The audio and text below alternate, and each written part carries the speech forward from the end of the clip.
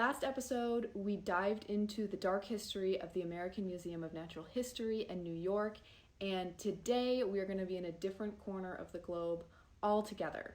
So, on August 21st, 2004, international news reported that a terrorist group calling themselves Ansar al-Sunna had kidnapped and executed a group of 12 Nepali men in Iraq.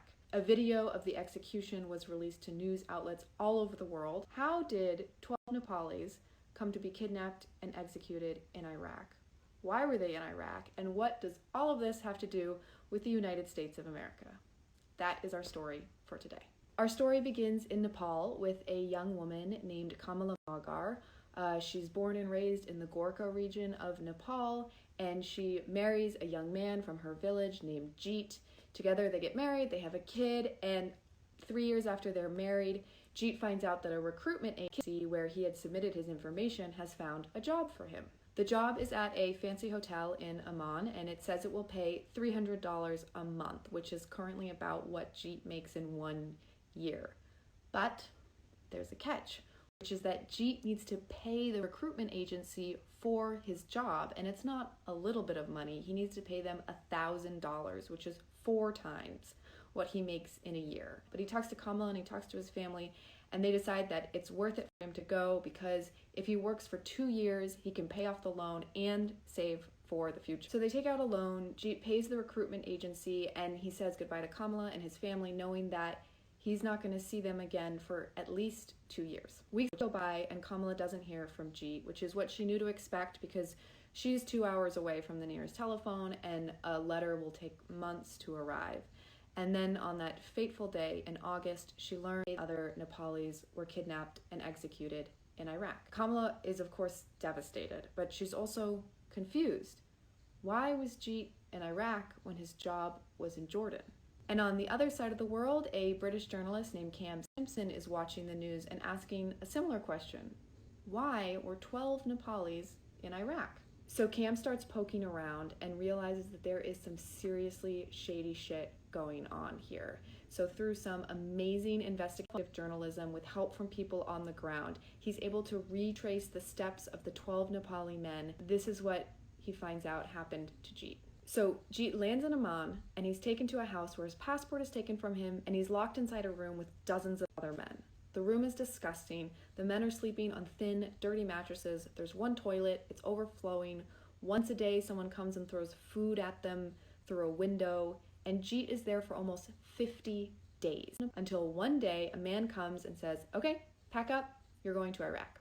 And 𝗷𝗵𝗿𝗄's like, no, I'm supposed to be serving rich people at a hotel in Amman. And the man says, nope, you're going to Iraq to work on a US military base. And if you don't want to go, well, you're on your own because we're not going to help you get back to Nepal. Now, 𝗷𝗵𝗿𝗄 is already in major debt from taking out a loan for this job that apparently doesn't even exist.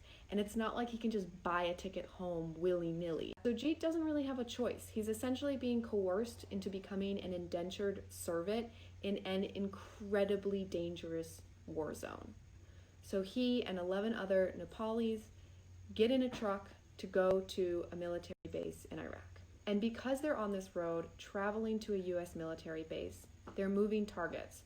Insurgents stop the vehicle, kidnap the men, publicly execute them, and they say in the video they're doing this because of their involvement with the US military, a job, I will remind you, these men never signed up for. And what is this job that they didn't even know they were signing up for?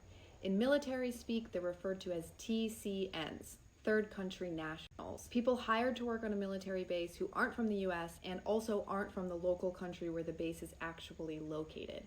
And TCNs are what make the base run.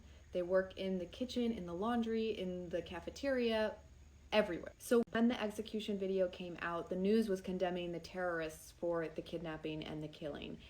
And the kidnapping and the killing are absolutely horrible, horrible things. But the most egregious part of this story, the modern day slavery, the unimaginable debt, the coercion, and complete disregard for human life, these are systemic abuses done by the United States government. You need to know that everything that happened in this story leading up People from the Philippines, Nepal, India, and Uganda make up the majority of TCNs on US military bases, and it is common that they are 1, lied to about the job that they are applying for, 2, that they have to pay exorbitant fees for the job that they're being lied to about, and 3, that they don't find out the truth until it is way too late to back out. And these terrible human rights abuses are possible because the United States contracts out the work of running the base to another company, which in this case is called KBR, a name you might not know, but it's a subsidiary of Halliburton, which is a company that post the Iraq War was synonymous with undue political influence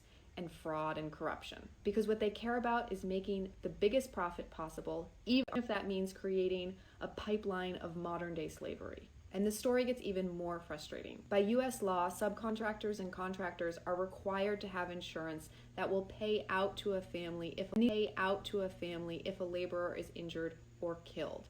But these companies don't want to be liable for any further lawsuits, so they don't tell the families about this, and the US does basically nothing to enforce the law. What is unique about this case is that a US law firm takes on the case, and even though it takes years, they're able to force KBR to pay out the insurance to the families. But the law firm is like, this isn't enough. We need to file for damages for human trafficking because this behavior is abhorrent and KBR can't just pay out insurance and walk away from this. But in 2013, after 5 years of fighting against KBR's insanely well-funded lawyers, it basically comes down to lawyerese technicalities that at the time that this occurred in 2004, the United States didn't believe that human trafficking that its companies did abroad was in its jurisdiction of things to deal with. And it is as infuriatingly law-specific as that sounds. In semi-good news, in 2012, President Obama signed an executive order